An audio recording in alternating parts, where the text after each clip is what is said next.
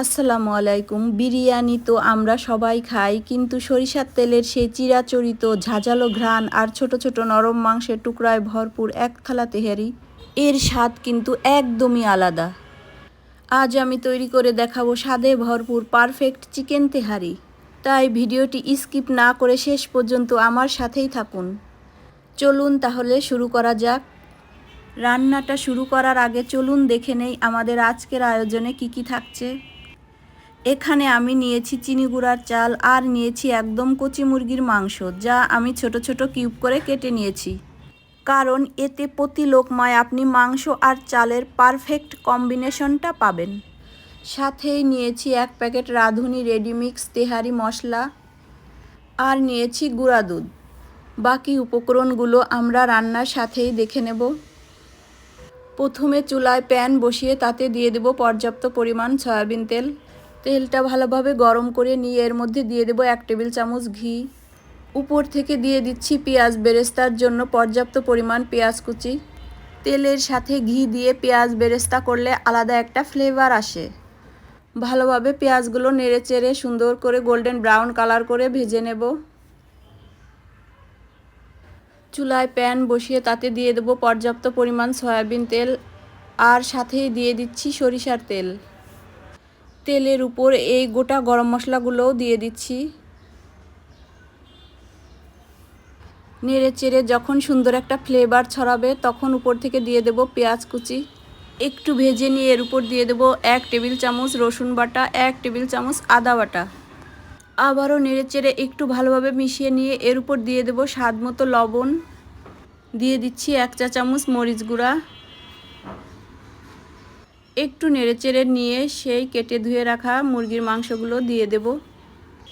এবার আলতো হাতে মাংসগুলো মশলার সাথে নেড়েচেড়ে খুব ভালোভাবে মিশিয়ে নিতে হবে।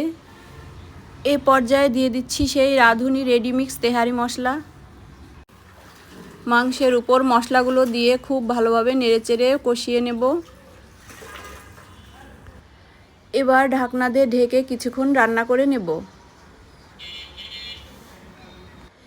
এই পর্যায়ে ঢাকনা খুলে আরেকটু নেড়েচেড়ে কষিয়ে নিয়ে দিয়ে দেব টক দই।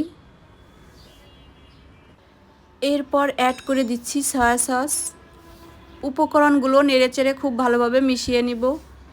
ভিডিওর এ পর্যায়ে আমার সাথে থাকলে প্লিজ একটা লাইক দিয়ে দিবেন আর কমেন্ট, শেয়ার ও সাবস্ক্রাইব করে আমার পাশেই থাকবেন।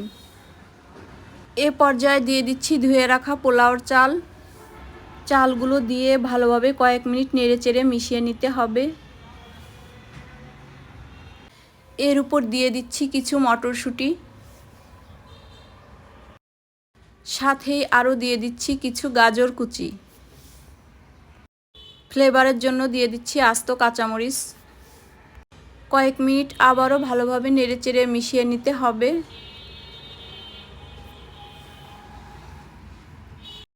এবার দিয়ে দিচ্ছি পরিমাণ মতো গরম পানি। পাত্রটি আমার ছোট হয়ে গেছে, তাই আমি পাত্রটি চেঞ্জ করে নিয়েছি। দেখতেই পাচ্ছেন আমার রান্না কিন্তু শেষ পর্যায়ে। এই পর্যায়ে উপর থেকে দিয়ে দিচ্ছি গুঁড়া দুধ। নেড়ে একটু ঢাকনা দিয়ে ঢেকে দেব।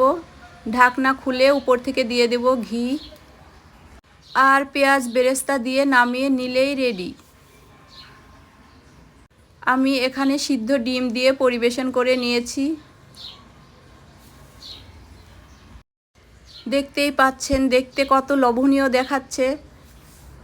দেখতে যেমন লোভনীয়, খেতেও কিন্তু তেমনই সুস্বাদু হয়েছিল। ভিডিওটি ভালো লাগলে লাইক, কমেন্ট, শেয়ার ও সাবস্ক্রাইব করে আমার পাশেই থাকবেন। আজ আর নয়, আবার দেখা হবে অন্য কোনো রেসিপি নিয়ে। খেতে খেতে বিদায় নিচ্ছি। সবাই অনেক বেশি ভালো থাকবেন। আল্লাহ হাফেজ। আসসালামু আলাইকুম।